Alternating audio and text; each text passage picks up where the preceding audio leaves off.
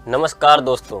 शादी की सुहागरात के दिन सुहाग सेज पर बैठी एक स्त्री का पति जब बाहर से उसके लिए थाल में भोजन लेकर आता है, वह भोजन इतना स्वादिष्ट था कि उसकी खुशबू से पूरा कमरा भर गया।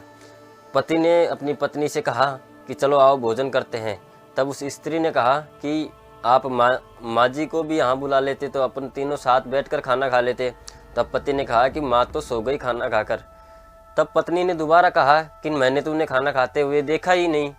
पति बोला कि शादी के काम से थक गई होगी और सो गई होगी, जब उनकी नींद टूटेगी तो वो खाना खा लेंगी। यह बात पत्नी को हजम नहीं हुई तो उसने सुहाग रात के दिन ही अपने पति से तलाक लेने की ठान ली। दोनों में उसी समय तलाक हो गया। बाद में दोनों ने अलग अलग शादी कर ली। तो दोनों अपनी घर गृहस्थी में आराम से खुश रहते थे। उस स्त्री के बाद में 2 बच्चे हुए।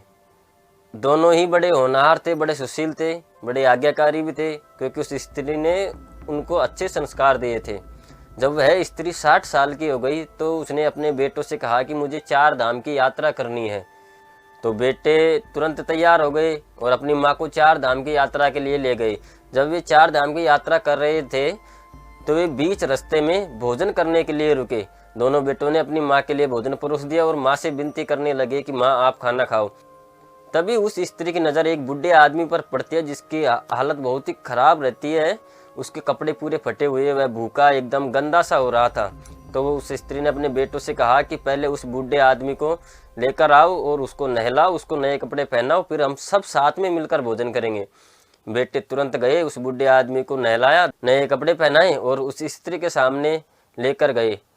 जब उस स्त्री ने उस बूढ़े आदमी को देखा तो वह आश्चर्यचकित रह गई, क्योंकि वह बूढ़ा आदमी वही था जिसको उसने सुहाग रात के दिन तलाक दे दिया था। उस स्त्री ने उससे पूछा कि यह क्या हालत हो गई तुम्हारी। तब उस बूढ़े आदमी ने अपनी नज़र नीची करके कहा कि मेरे बच्चे मुझे भोजन नहीं देते, मेरा तिरस्कार करते हैं, मुझे घर से बाहर निकाल दिया।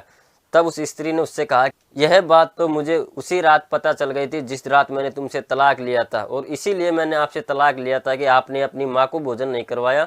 उससे पहले आप मेरे लिए खाना लेके आ गए और मेरे बार बार कहने के बाद भी आपने अपनी माँ को नहीं बुलाया, और उसी का फल आप अब भोग रहे हैं।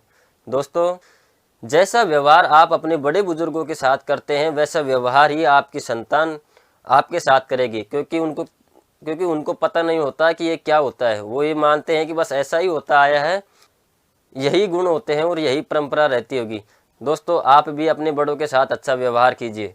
दोस्तों, यह वीडियो आपको कैसा लगा इसकी जानकारी आप हमें कमेंट करके बताइए, और अगर वीडियो अच्छा लगा हो तो वीडियो को लाइक करें, कमेंट करें, शेयर करें और हमारे चैनल को सब्सक्राइब करें। धन्यवाद।